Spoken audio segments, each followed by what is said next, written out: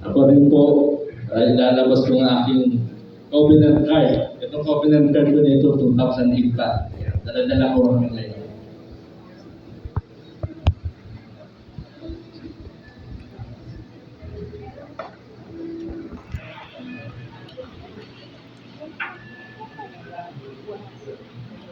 Basahin po natin ito ng sabay-sabay.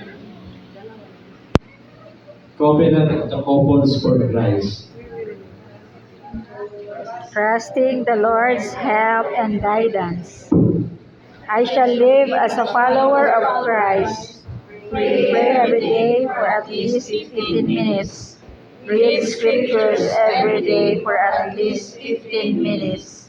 Participate regularly in the worship life of my church. Avoid sin and wrongdoing. Put good order into my private life. I dedicate myself to the task of building a strong family in Christ.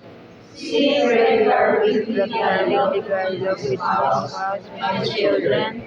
Exercise my duties actively as a parent. Pray with my family daily and celebrate Lord's Day together.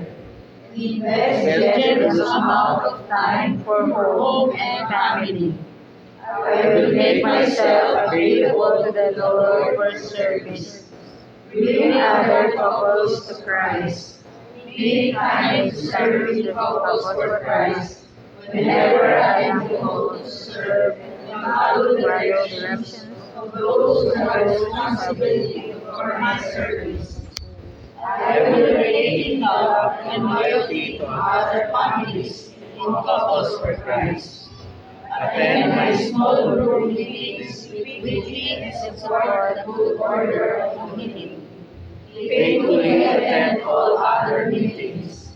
Accept other couples whom the Lord has in our member.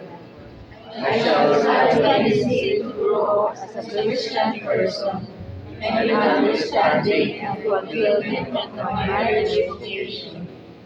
Attend all preachings, retreats, seminars, and conferences of couples for Christ. Diligently study all materials given to me. May our Lord Jesus Christ help me to live the covenant of couples for Christ every day for His greater honor and glory, for the good of my brothers and sisters.